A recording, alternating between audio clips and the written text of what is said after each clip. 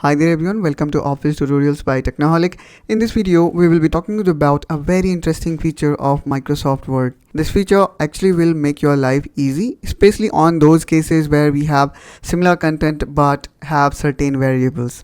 For example, if you want to send email to someone with their marks or attendance, and since because you wanted to send email to every student but they have a variable which is marks, so every student is going to have a different mark despite we want to float similar kind of information. So in such scenario, how we can send a mass email or we can float information at one time. So in this video we will see how we can. So without ado, let's get started. So as you can see here in this particular case, what I did is I have created a format where I would like to send the increment letter to all the employees that is working in this organization. And since every employee will have a different name, different mail ID, and they will also receive increment which will be unique since every employee going to have a different salary. So in this video we will see how we can easily prepare the increment letter for every employee in just few clicks, irrespective of how many number of employee do you have. Okay, so the first thing you need to have is the data. So you might have already prepared the data. So let me quickly show you. So as you can see, we have prepared this employee data where we can see these headers, which is serial number, name, then employee email, then increment percentage, then existing salary in year, and then the new salary based on the increment they're going to get, and then the financial year. So now we have our data ready. So let's minimize it, or maybe I would like to close it. And then I know the location of this file. Then from here what we require to do is we need to go to mailing, and then here we require to click on select recipient, and you require to click here on use an existing list. Now just locate the file. So here we have got this Excel file, so let's open it up, and then we're going to choose the sheet. Since the existing Excel file have only one sheet, so we'll be selecting the same, and then we're going to click OK. So as soon as we hit OK, here you might have already noticed that some of these fields are now being enabled. So now what we require to do is we need to define variable. For example, to name of employee. Since we already have connected the Excel file here, so now if I click here on insert merge field, here I can see the headers that we saw in Excel. So make sure that you have your first row as header. So let me just quickly open this Excel sheet once more so that I can show you. So this time I'm going to open it read only, and here we can see all these headers, and similar header you can find it here. Okay, so here it was name of employee, so that is why I have chosen this variable which is name, and then I would like to present the email of employee. So now I will choose email here. Similarly, here again I would like to show the name of employee, so let me just delete it, and either I can copy and paste directly this variable from here to here, or maybe I would like to insert it from here to be on safer side. And here we can see this line going to remain as it is, just like a standard format, and here I would like to mention the financial year.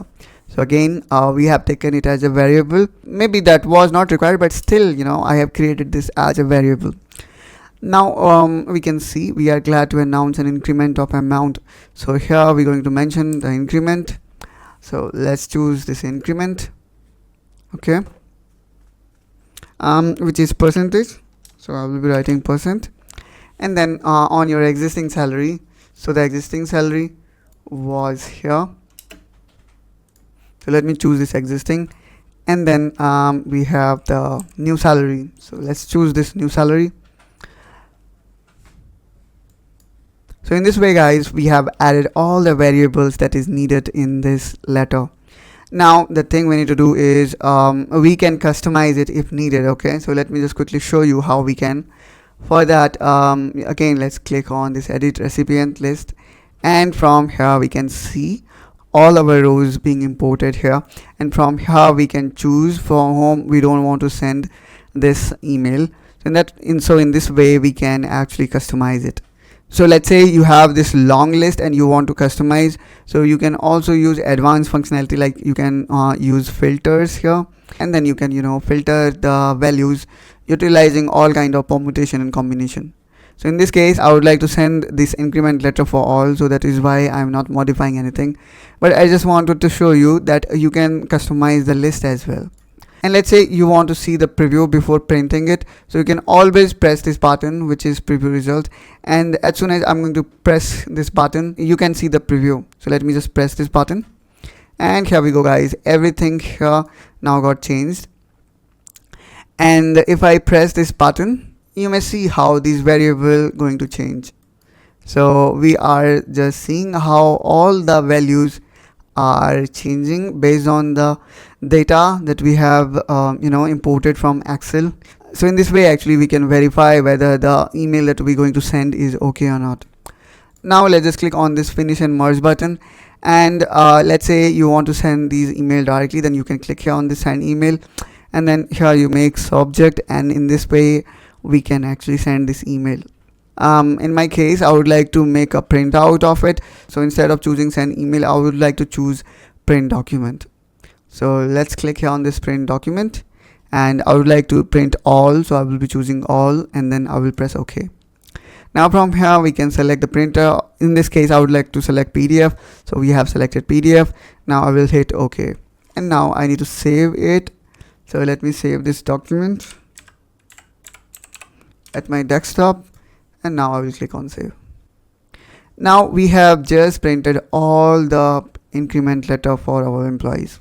So now let me just open this file, and here we go guys, here we can see increment letter for every employee is ready. So in this way guys, within few clicks we can actually reduce minutes or hours, or in fact days of work. I hope guys you find this video helpful, and if you also have this kind of workflow, then definitely you can utilize this particular tool in your use case scenario. And let's say you want any kind of help or support, then please do let me know in comment down below, and I will try to respond you as soon as possible. Till then, take care and bye bye.